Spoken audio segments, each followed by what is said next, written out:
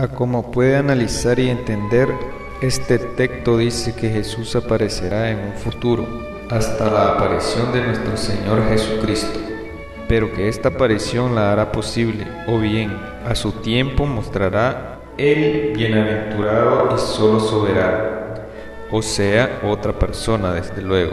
Si se refiriera al mismo Jesucristo, por fuerza tendría que estar escrito de esta manera: a su tiempo mostrará al bienaventurado y solo soberano. Nota la diferencia entre él y al. Cuando dice él, se refiere a la persona quien mostrará la aparición de Jesucristo, y no se necesita ser un gran teólogo para saber que esta persona es Jehová Dios, ya que después se mencionan las características de la persona que mostrará la aparición de Jesucristo. Y todas estas características solo pertenecen a una persona, al Todopoderoso, Jehová Dios, el bienaventurado y solo soberano, Rey de reyes y Señor de señores, el único que tiene inmortalidad, que habita en luz inaccesible y a quien ninguno de los hombres ha visto ni puede ver. Ahora bien, quiero ahondar en este tema, porque esta doctrina mantiene engañados y en el error a cientos de millones de personas en el mundo. Además, algo que pareciera inofensivo y hasta correcto, a como lo hacen los trinitarios pertenecientes a las dos religiones mayoritarias del cristianismo, la católica y la evangélica, es adorar a Jesús igual a como que si fuera su Padre Jehová, lo cual es incorrecto desde el punto de vista bíblico, ya que entre los mandamientos de Dios están estos que dicen en Éxodo y en Deuteronomio.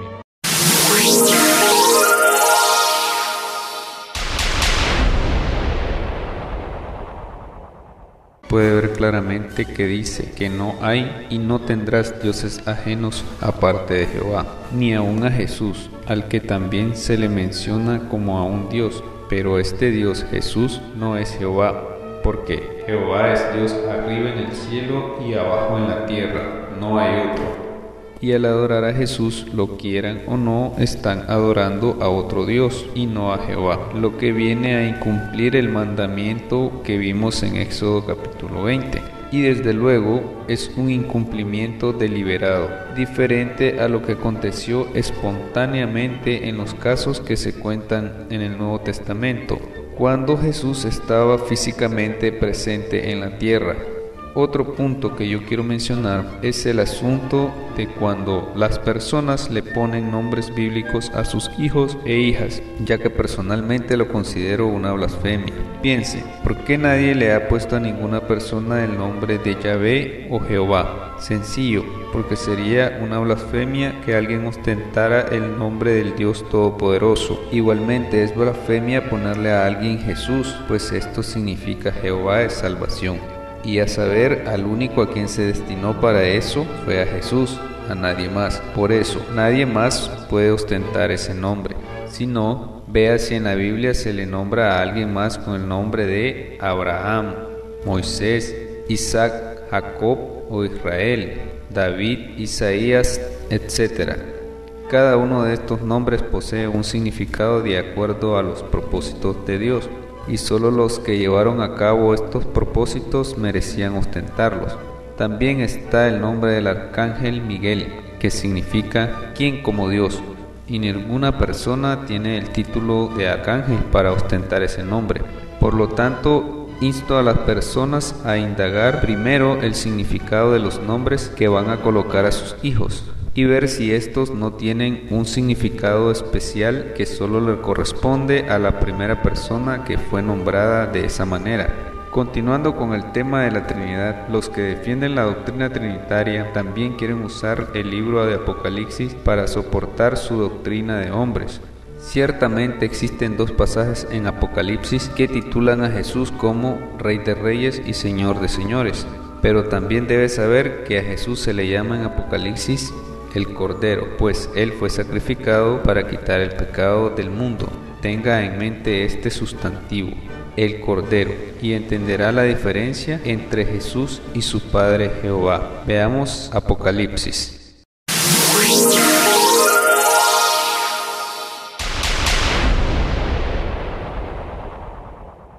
Podemos ver aquí que también al Cordero Jesús se le llama Rey de Reyes y Señor de Señores. Y se preguntará, ¿por qué este Rey de Reyes y Señor de Señores no es el mismo que vimos anteriormente en 1 Timoteo capítulo 6, versículo del 13 al 16?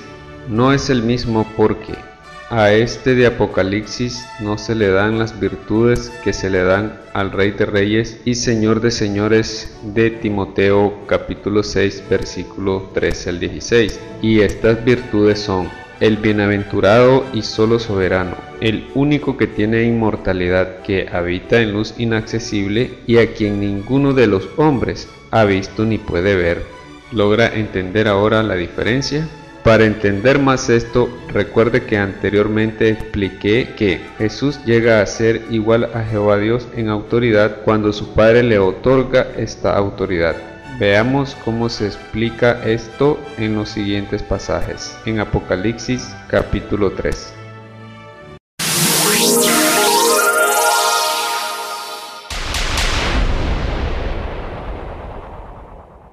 Aquí Jesús dice, me he sentado con mi Padre en su trono, y también dice que al que venza le concederé que se siente conmigo en mi trono. Entonces, usando el discernimiento, podemos entender que el hecho que Jesús esté sentado en el trono con su Padre no lo convierte en su Padre, como tampoco el hecho que alguien venza y llegue a sentarse en el trono con Jesús no lo convierte en Jesús.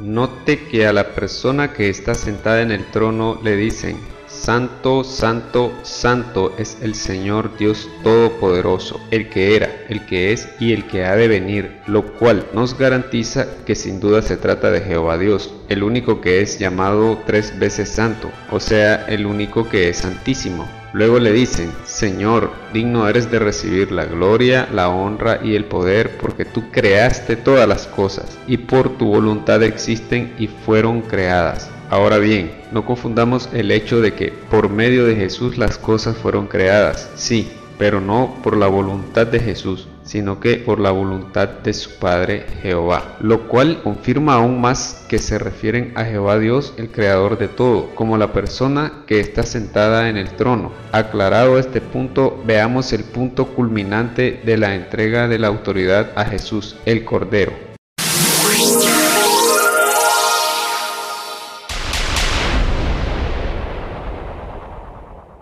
Habrá notado que hay dos seres de gran autoridad aquí, el que estaba sentado en el trono, Jehová Dios, y el Cordero, Jesús, pero el de mayor autoridad es el que estaba sentado en el trono. Luego, no es sino hasta que el Cordero toma el libro de la mano derecha del que estaba sentado en el trono, que se le da la autoridad a éste. Cuando hubo tomado el libro, los 4 seres vivientes y los 24 ancianos se postraron delante del Cordero, y a partir de ahí, el Cordero que fue inmolado es digno de tomar el poder, las riquezas, la sabiduría, la honra, la gloria y la alabanza. Y por lo tanto, desde ese momento ambos reciben casi los mismos privilegios y servicios, excepto la adoración. Notó que no se menciona que adoren al Cordero, solo dice al que está sentado en el trono, y al Cordero sea la alabanza, la honra, la gloria y el poder, por los siglos de los siglos. Sencillamente porque la adoración es solo para uno, el único y verdadero Dios, Jehová Dios. Si no, lea este otro pasaje de Apocalipsis, en el cual verá claramente que solo se adora a Dios y no así al Cordero.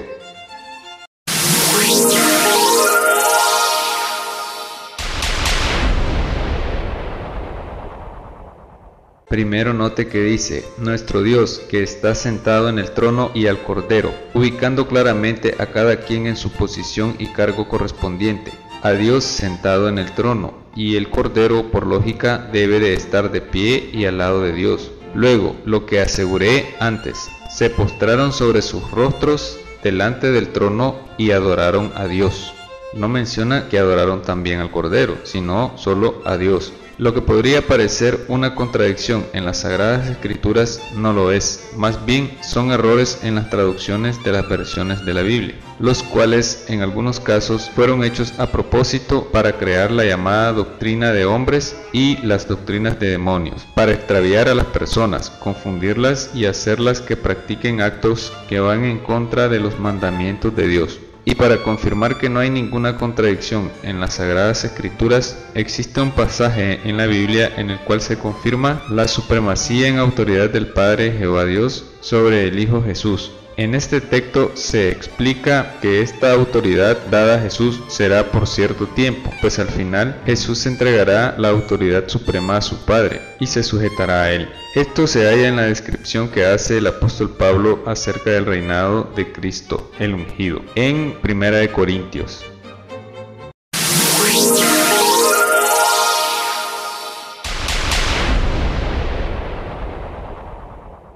Vea que dice, cuando entregue el reino al Dios y Padre. Eso indica que la autoridad total o reinado de Jesús será por algún tiempo. Luego aclara que el Padre sujetó todas las cosas a Jesús. Todas las cosas han sido sujetadas a Él, pero todas excepto el Padre mismo, por supuesto. Claramente se exceptúa aquel que sujetó a él todas las cosas, finalmente. Luego que todas las cosas le estén sujetas, entonces también el Hijo mismo se sujetará al que le sujetó a él todas las cosas. Finalmente, Jesús, como todo hijo obediente y que siempre lo ha sido y lo será, se sujetará a su Dios, Padre y Creador, Jehová Dios. Ahora reforcemos más el poder de Dios manifestado en sus otras obras. Veamos Salmos.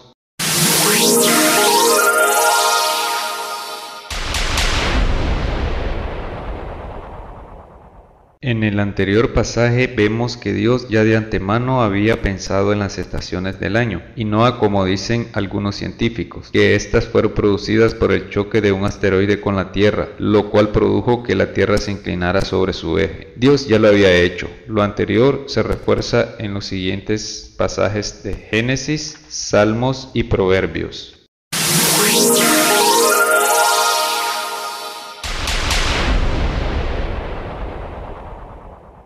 Piense, ¿pudo saber un primitivo el proceso geológico o terrestre que originó la formación de los continentes? A como vemos que se explica al inicio del anterior pasaje en forma sencilla. También menciona a Leviatán, el cual entiendo que es el mítico dragón, ya que eso da a entender en Job capítulo 41.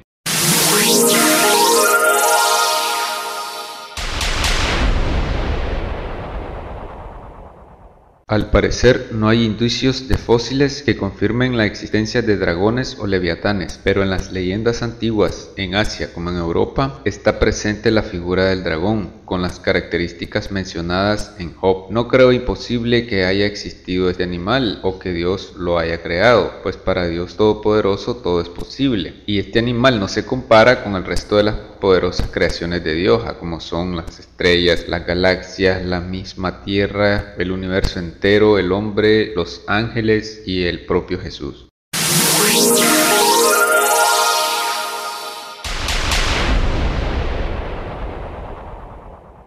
De acuerdo a lo descrito anteriormente, deduzco que el Behemoth vendría a ser el elefante, el animal más grande y poderoso que vive en tierra, porque el animal más grande de todos en general es la ballena.